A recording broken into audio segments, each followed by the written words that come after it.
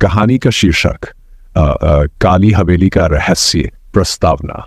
उत्तराखंड के पहाड़ों में बसा एक छोटा सा गांव जहां की हरी भरी वादियां और ठंडी हवा मन को मोह लेती है। लेकिन इस गांव में एक जगह ऐसी थी जहां कोई जाने की हिम्मत नहीं करता था।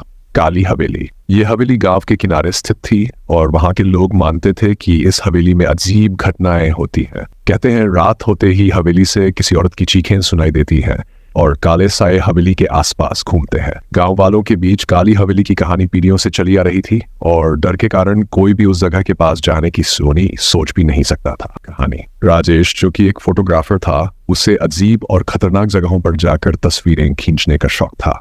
उसे रहस्यमयी और डरावनी जगहों के बारे में सुनना और वहां की सच्चाई को उजागर करना पसंद था। जब उसने काली हवेली के बारे में सुना तो वह उत्साहित हो गया। उसे लगा कि यह उसके लिए एक शानदार अवसर होगा और वह इस जगह की सच्चाई दुनिया के सामने लाना चाहता था।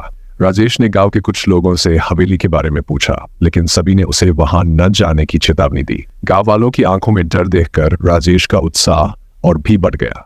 उसने तय कर लिया कि वह जरूर जाएगा और वहां की तस्वीरें खींचेगा। अगली सुबह राजेश अपने कैमरे के साथ काली हवेली की ओर चल पड़ा। हवेली की ओर बढ़ते हुए रास्ते में उसने महसूस किया कि हवा में एक अजीब सी ठंडक थी। हवेली तक पहुंचते पहुंचते सूर्य अस्त हो चुका था और चारों ओर अंधेरा छा गया था। हवेली की पुरानी दीवारें, टूटे हुए खिड़कियां और धूल से भरी फर्श ने उसे यह एहसास दिलाया कि यहाँ कई सालों से कोई नहीं आया था। जैसे ही वह हवेली के अंदर पहुंचा, उसे एक ठंडी हवा का झोंका महसूस हुआ, मानो किसी ने उसे छू लिया हो।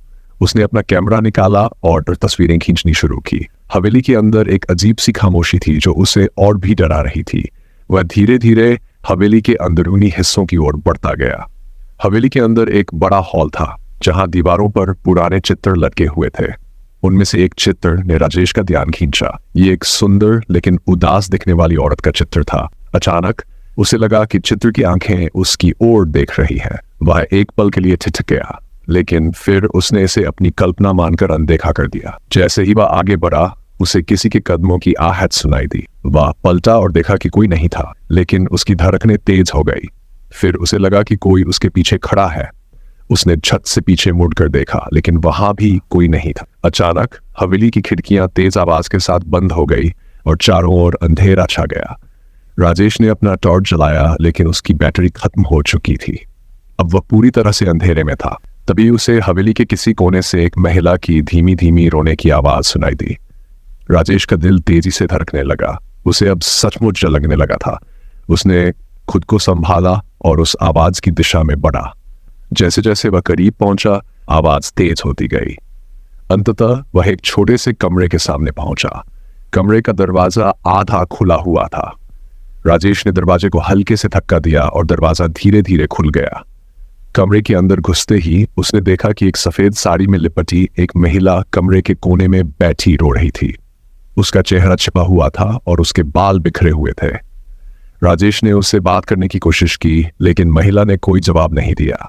उसने धीरे धीरे महिला के पास जाने का प्रयास किया, लेकिन जैसे ही उसने एक कदम आगे बढ़ाया, महिला ने अचानक अपना चेहरा उठाया। उसका चेहरा बेहद डरावना और विकृत था। उसकी आंखों में अजीब सी चमक थी और उसका मुंह खून से लथपथ था। राजेश चीखते हुए पीछे हट गया, लेकिन तभी दरवाजा जोर से बंद हो गया। महिला धीरे धीरे उठकर उसकी ओर बढ़ने लगी। उसकी आंखों में एक अजीब सी चमक थी जो राजेश को पूरी तरह से जकड़ रही थी। वह पूरी तरह से जड़ हो गया और उसकी आंखों के सामने अंधेरा छाने लगा।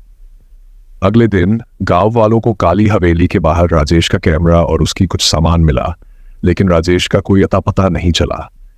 गांव के लोगों ने मान लिया कि हवेली ने उसे भी अपना शिकार बना लिया। काली हवेली का रहस्य आज भी उसी तरह बरकरार है। कोई नहीं जानता कि वहां वास्तव में क्या हुआ, लेकिन एक बात पक्की है, जो भी उस हवेली में गया वह कभी वापस नहीं आया।